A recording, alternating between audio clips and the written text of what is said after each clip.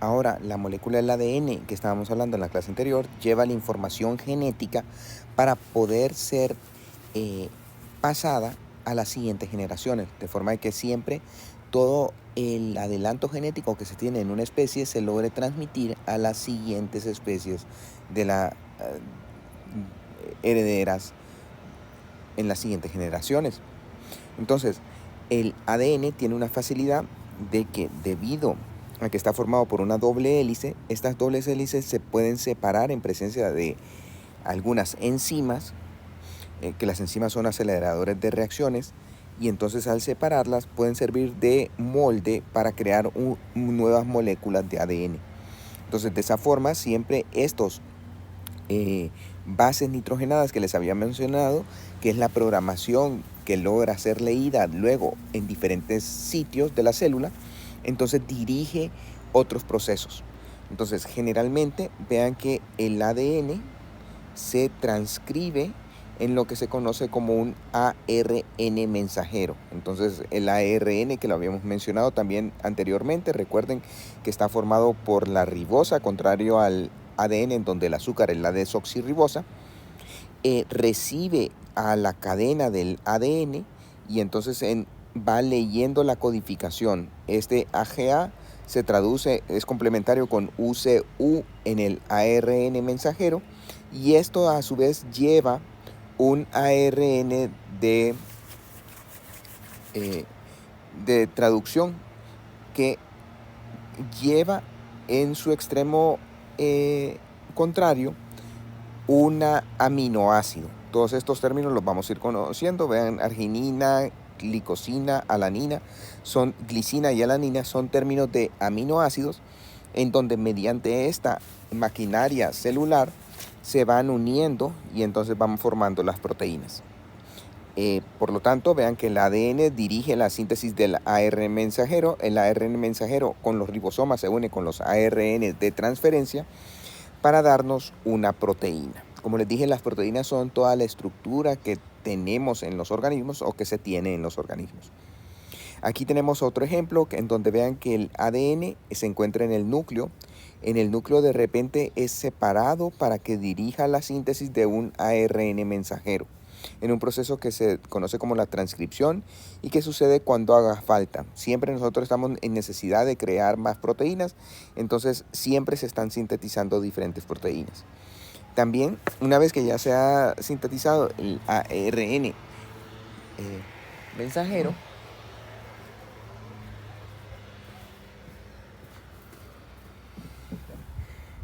lo que vamos a tener es que este ARN mensajero sale del núcleo y se incorpora a los ribosomas. Aquí lo tenemos en los ribosomas, en donde en los ribosomas existe una maquinaria molecular que une el ARN mensajero con los ARN de transferencia, y de esta forma se va sintetizando las proteínas en un proceso que se conoce como traducción, que también siempre se realiza. Siempre hay necesidad de sintetizar nuevas proteínas y ARN mensajeros. Mientras que la replicación consiste en la división celular. De alguna forma se necesitan más ADNs para que controlen otra célula, entonces es posible que la célula separe su ADN para dirigir la síntesis de otras células dentro del organismo. O también durante la fecundación, en donde se separan y luego se unen con el ADN complementario del otro género para generar un nuevo organismo. Aquí tenemos entonces lo que se conoce como el dogma de la bioquímica, en donde tenemos que el ADN dirige la transcripción, en donde sintetiza una molécula de ARN, y luego dirige la traducción, en donde el ARN dirige la síntesis de las proteínas. Y además el ADN tiene la replicación, en donde se puede duplicar, crear nuevas especies nuevas moléculas de ADN, siempre con el mismo código. Vean que el código no debería cambiar.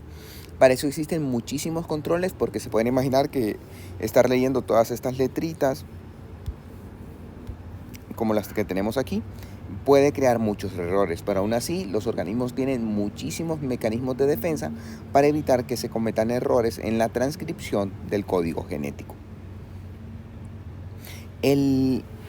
Aquí tenemos un ejemplo de cómo se están sintetizando entonces las proteínas. Este es el ARN mensajero que ha sido sintetizado a partir del ADN. Este ARN mensajero entra a los ribosomas, que son sustancias que se encuentran dentro de la célula, que son organelos que se encuentran dentro de la célula. Ahí se ensambla los dos partes del ribosoma. Esta es la parte más pequeña y esta es la parte más grande.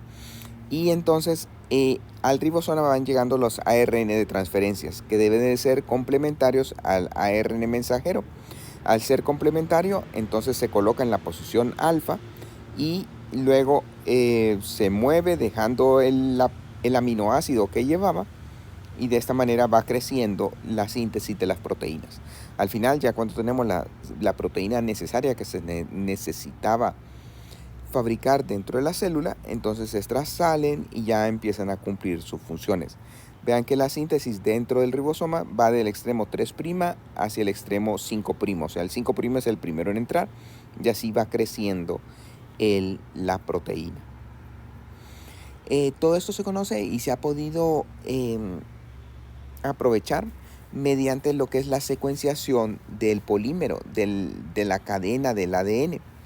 El método consiste de una forma muy sencilla en romper el polímero en trozos pequeños que se puedan secuenciar y luego secuenciar cada uno de estos fragmentos y luego determinar el orden de los fragmentos alineando los fragmentos que se superponen. Por ejemplo, esta es una codificación del veneno de una serpiente. Lo que se hace es que se van rompiendo y vean que entonces nos quedarían, por ejemplo, GC. Luego nos aparece GCA, entonces ya sabríamos que aquí lo que iba era una adenosina. GCAC, adenosina y citosina. Y de esta forma se logra codificar toda la cadena del ADN. Esto nos permite, vean que mediante esta codificación podríamos ver cuál es la secuencia de la proteína que es necesaria y se podría sintetizar siempre siguiendo los códigos genéticos. Ahora, ¿cómo se hace? Para romperlo, se rompe sobre todo, vean que no, se rompe sobre todo con la fosfodiesterasa. La fosfodiesterasa es del veneno de las serpientes y esto lo que hace es que rompen las cadenas de ADN. Esa es la manera, no es que estábamos secuenciando una cadena de serpientes, sino que estábamos secuenciando esta cadena. Para romperla se emplea la fosfodiesterasa del veneno de serpiente y entonces nos lo rompen en diferentes trozos que luego se secuencian. Existen diferentes enzimas de restricción. Las enzimas de restricción son las que cortan el ADN. Por ejemplo, la ALU1 rompe cuando hay un enlace entre la guanina y la citosina, entonces ahí rompe la cadena. La BAMH1 rompe entre guanina y guanina. La BG3 rompe entre adenina y guanina. Y vean que todos estos provienen de diferentes microorganismos. De esa manera nosotros logramos romperlo y poder, al conocer dónde se rompe, entonces ya es más fácil reconocer luego las cadenas completas. Una vez que se tienen ya rotas, también otra forma de secuenciarlas es mediante la electroforesis. La electroforesis lo que hace es que en una gel se colocan las mezclas de los diferentes aminoácidos, cadenas de aminoácidos, y luego se toma una diferencia potencial entre un cátodo y un ánodo, y lo que va a suceder es que como las proteínas, los aminoácidos tienen carga, estos aminoácidos van a moverse dentro de la gel y entonces se separan según su tamaño, con lo cual nosotros ya aquí tendríamos un espectro de los electroforesis y ya luego tendríamos únicamente que secuenciar cada una de las cadenas separadas. Para secuenciar estas cadenas existe el método más sencillo, es el método de terminación de cadena, en donde digamos que nosotros queremos secuenciar esta cadena de ADN. Primero se utiliza un primero o un iniciador, en donde estos son los que permiten el inicio del crecimiento de la cadena. Vean que los primeros códigos de la cadena lo que indica es que crezca. Entonces esos serían muy difíciles de colocar y se colocan por lo tanto en un iniciador. Una vez que se tiene el iniciador, se empiezan a adicionar diferentes nucleótidos. Estos serían los nucleótidos complementarios. Y vean que la citosina es complementaria a la guanina, entonces se une con ella y nos va haciendo crecer la cadena. Luego, este tiene que llevar aquí el hidroxilo para que permita la unión de otro nucleótido. Y tendríamos aquí que el siguiente, que es complementario de la adenina, es el que va entrando. De esa forma nosotros podemos ir creciendo artificialmente una cadena, sobre todo mediante el empleo del ADN polimerasa. El ADN polimerasa es la enzima que tienen las células para poder hacer esta unión de los diferentes nucleótidos. Entonces se puede extraer, vean que como las células se pueden hacer crecer, se puede extraer de ellas y de esta forma simular el crecimiento de una cadena de ADN, teniendo ya como molde previo una cadena que estamos analizando. De esta forma, vean que lo que hacemos es que, vean que aquí es para que terminen, como es H y H, ya no va a poder seguir creciendo y ahí terminaría el crecimiento de nuestra cadena de ADN.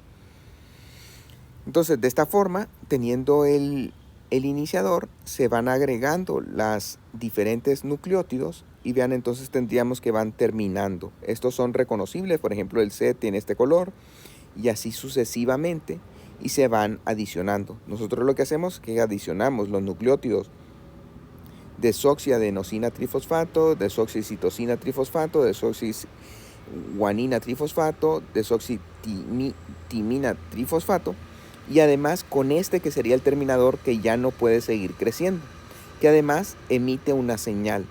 Entonces tendríamos que nuestras cadenas van creciendo y tienen al final una señal que nos indica cuál es el final.